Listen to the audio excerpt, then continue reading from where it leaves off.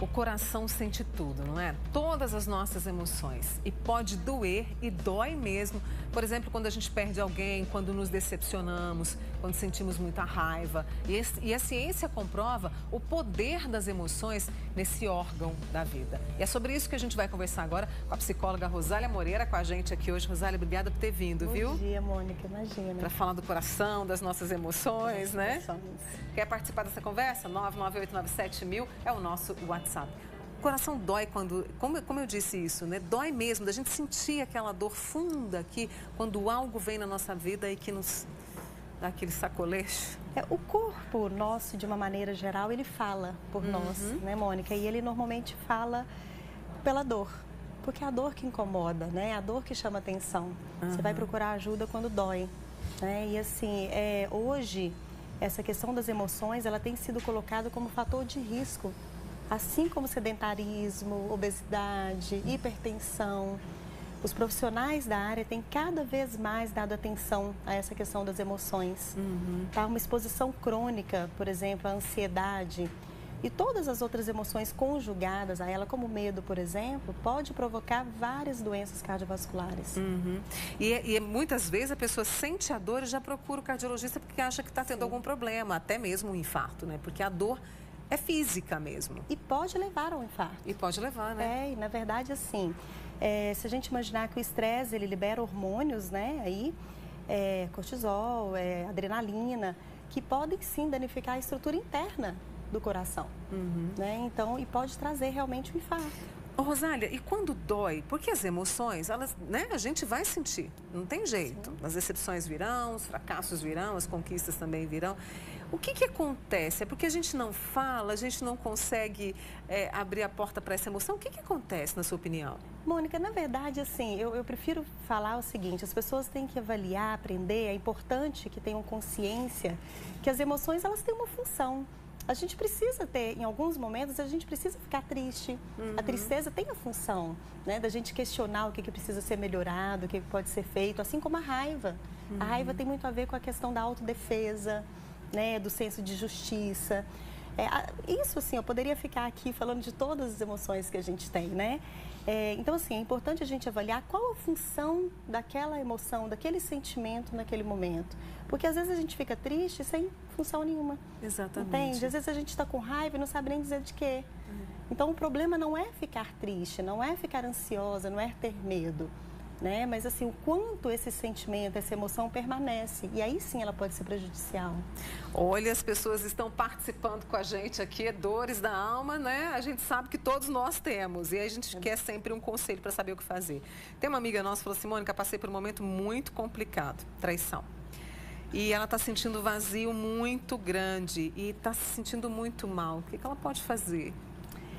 Então, Mônica, o ideal é que assim, as pessoas entrem em contato realmente com esse sentimento, se permitam, né, entender melhor a função desse sentimento no organismo delas e, de alguma maneira, tentar colocar isso para fora, né? Existem algumas estratégias de enfrentamentos que a gente fala que são mais funcionais. E aí, assim, uma atividade física, ter uma rede de apoio social é muito importante. Né? Se essa pessoa tentar achar que ela consegue passar por isso sozinha, né? Ela não precisa ter vergonha. Nós somos seres que precisamos de ajuda, né? Exatamente. E a gente precisa muito desse contato. Então, assim, se ela não puder ter isso dentro do meio social dela, ela procurar uma ajuda profissional mesmo. Né? Para poder sair dessa. Exatamente. A Rosália continua comigo aqui e como a gente está falando das emoções, às vezes a gente fala assim, mas alimentação tem a ver? Muito. Tá vendo? Palavra de especialista. Agora a gente vai saber que alimentos são esses que podem ser nossos amigos, aliados no controle das emoções. Por isso eu vou chamar a Vashi Lauers. Oi, Vashi, bom dia, eu tô curiosíssima. Bom dia! Pois é, menina, será que o coração ajuda a curar essa dor? Os alimentos ajudam a curar essa dor no coração? E por quê, né? A gente está recebendo quem entende do assunto, a Isabela Nonato veio aqui dar uma forcinha pra gente, pra quem está sofrendo, pra saber que escolher bem os alimentos pode ajudar, né? Bom dia! Com certeza, bom dia a todos, né?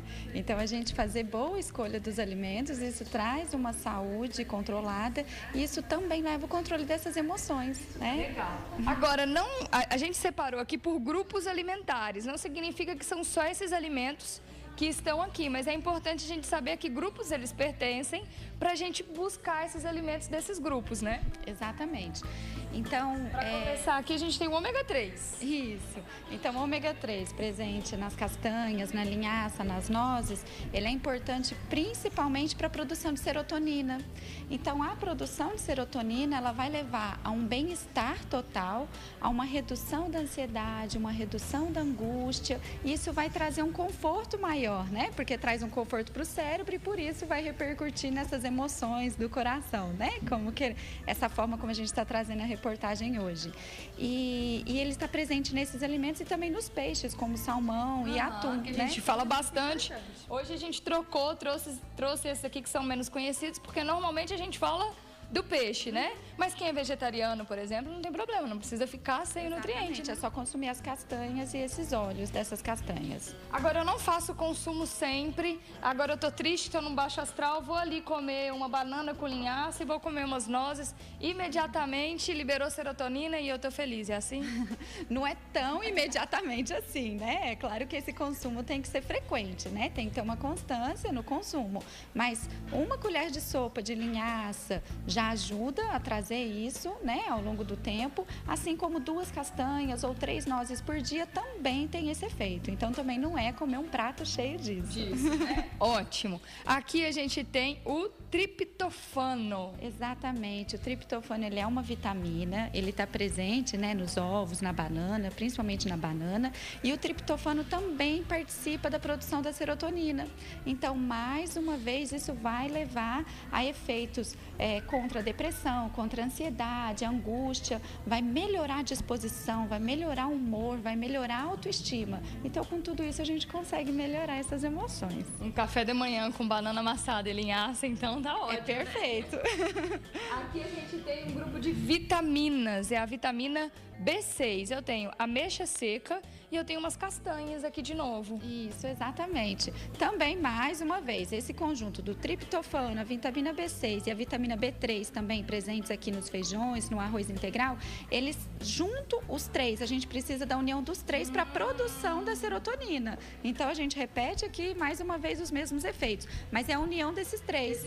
Então, a gente fazer a combinação de arroz com feijão na hora do almoço é uma combinação perfeita, que tem o conjunto de todos os aminoácidos essenciais e, além disso, vai levar à produção da serotonina, junto com o consumo de banana e castanhas. Isso em refeições ao longo do dia, porque eu não vou misturar ameixa seca com feijão. Exatamente. Mas se eu comer ameixa de manhã e o feijão na hora do almoço, meu organismo entende isso. Exatamente. Não precisa ser necessariamente na mesma refeição. A gente precisa ter o aporte desses nutrientes ao longo do dia. Legal. Bom, a gente está chegando aqui na vitamina C e a vitamina C eu tenho certeza que todo mundo já ouviu dizer que ela é boa para curar gripe. Mas para curar dor de coração, daqui a pouquinho a gente conta essa história. Gostei, viu, Vasti, dessa vitamina C para cuidar também do nosso coração. Já já a gente volta com vocês. Interessante isso, né? Essa questão da gente olhar para o alimento e saber que ele pode curar, né, Rosário? Sim, e tem uma questão assim, além dessa, né, das substâncias químicas aí que vão ajudar bastante, a gente tem que levar em consideração também, Mônica, que o nosso organismo sob tensão, ele gasta mais energia, né? Então ele vai mobilizar aí uma fonte de vitaminas e sais minerais que a gente precisa repor de alguma maneira. Né? Então, assim, independente, aí, é claro, existem algumas substâncias que a gente fala até, inclusive, que são anti-estresse. E é importante a gente estar repondo realmente. Ficar de olho nisso, né? Deixa eu trazer a pergunta da Ana Cláudia. Ela está em Ituiutaba. Ana, um beijo para você. E ela disse o seguinte, está passando por problemas pessoais, muitas dores no corpo, o coração dói, parece que ela vai morrer. Sente muita raiva, ódio e tristeza. Ela chegou a ir ao cardiologista, como você falou para a gente no começo da conversa, mas não tinha nada. O exame não mostrou nada. E ela estava com síndrome do pânico, que leva a isso, né? Sim, e como a gente estava comentando, essas dores, elas são muito reais realmente, né? Uma das dicas que a gente passa geralmente para quem, principalmente na questão da síndrome do pânico, é tirar um pouco o foco das emoções geradas. Né? Então, assim, a pessoa... E dos sintomas também, né? A tendência que a pessoa com síndrome do pânico tem, por exemplo, focar muito. Meu coração está acelerado, eu estou com muita dor, né? E com isso ela acaba aumentando, né? É como se desse uma ênfase maior realmente a esses sintomas e piora um pouquinho a sensação. Então o ideal é que ela possa ter em mente já alguma imagem que ela se sinta melhor, alguma cena, mas de preferência que ela possa substituir o pensamento. A gente tem que ter, eu gosto sempre de frisar isso, Mônica, que toda emoção nossa é gerada por um pensamento. Então, quando a gente consegue controlar esse pensamento, eu vou conseguir controlar também o que eu sinto, entende? Emoções positivas vêm de pensamentos positivos, né? Da mesma forma que pensamentos negativos vão gerar emoções negativas. Eu não estou dizendo que a gente tem que ter pensamentos equilibrados, então são pensamentos positivos o tempo inteiro, não. Mas a gente pode ter pensamentos neutros, que não sejam tão aversivos, pelo menos. Como é que eu faço isso, assim, só para a pessoa entender melhor? Uma dica é você começar pela questão da função que eu comentei de cada emoção. Então, por que eu estou triste nesse momento? Eu estou triste porque eu tive uma perda, né? Eu estou triste porque eu passei por uma situação... ok. Então, o que eu posso fazer disso? E como que eu posso avaliar isso de uma maneira mais positiva? E isso vai me gerando equilíbrio e eu vou lidando melhor com as emoções. Exatamente, mas é um treino. Isso é gradativo. É praticar todos os dias, exatamente. Não é? Você falou da questão de substituir o pensamento, principalmente para quem tem a síndrome do pânico. E naquele momento da crise vem o desespero. Respirar. Eu fico me colocando no lugar da pessoa, porque está naquele desespero, vou morrer, mas não vai. Não é? Primeiro ela precisa reconhecer. Né? A gente tinha uma tendência a falar, não, eu não estou ficando ansiosa, por exemplo. Não, eu não estou tendo... Não, é o contrário. Porque quando você reconhece, você traz para você a responsabilidade de fazer algo, né? De estabelecer uma mudança. Agora, se você fala, não, eu não estou, aquilo vai continuar e vai aumentar até que você vai perder o controle da situação. Então, se você reconhece, respira... Tenta entender de onde que está vindo aquilo. Primeiro, quais são os sinais? Porque como que eu sei que eu estou tendo uma crise de pânico? Como que eu sei que eu estou ficando ansiosa? Pelos sintomas. Né? Existe uma situação, existe uma interpretação dessa situação e depois é que vem as reações. Né? Então, através dessas reações, eu posso tentar mudar esses pensamentos. Poxa, eu estou me sentindo assim porque eu estou pensando isso. E aí eu posso tentar substituir esses pensamentos. Acho que isso é um processo de autoconhecimento tão grande. Muito. Né? Eu faço uma pausa aqui com a Rosália para voltar com a Vasti. Ela falou da vitamina C, que tem a ver com o coração também, Vasti Lauers. O que tem a ver, né? Vamos saber, então, como é que a vitamina C ajuda a gente não só a prevenir a gripe, mas também a dor do coração. Então, a vitamina C, né, presente nas frutas cítricas, ela ajuda também na liberação de radicais livres. Então, por causa da liberação de radicais livres, a gente consegue diminuir os sinais e sintomas da ansiedade. Por isso, a gente consegue controlar as emoções também. Mais castanha por aqui. Eu tô vendo que comer castanha é uma boa ideia para quem tá sofrendo. Exatamente. Castanhas são excelentes para quase todos os motivos que a gente tem. E aqui nós temos, né, as amêndoas e os pistaches, que eles são ricos em vitamina E. A vitamina E é uma vitamina antioxidante. Os antioxidantes, eles fazem parte da prevenção do envelhecimento por causa da prevenção da liberação dos radicais livres, que são todos esses problemas que a gente tem de saúde, incluindo todos esses de ansiedade e de emoções. Estresse. Exatamente. E esse quiabinho aqui, o que tá fazendo aqui? Essa semana a gente deu receita de quiabo aqui no Manhã Total, mostrando tanto que ele é saboroso e também o tanto que ele é rico e pode ajudar nesse sentido também. Exatamente. Então, o quiabo ele é rico em magnésio. Então, o magnésio ele faz parte de diversas funções, incluindo a fadiga, evitar a fadiga e outras funções ligadas a essas emoções. E a combinação do magnésio com cálcio, eles também levam à produção da serotonina. Mais uma vez, então o que a gente está falando aqui hoje é sobre a serotonina, basicamente. Então, a gente precisa desses alimentos para ajudar na produção da serotonina para a gente conseguir controlar melhor essas emoções. Ela não vem pronta, né? Por isso que é interessante essas combinações, né? Exatamente, por isso que a gente precisa fazer. Então, essa combinação do cálcio com magnésio, então presente aqui no quiabo e no leite, né? Que a gente é riquíssimo em cálcio, o leite, nossa principal fonte de cálcio. Então, é importantíssimo a gente consumir.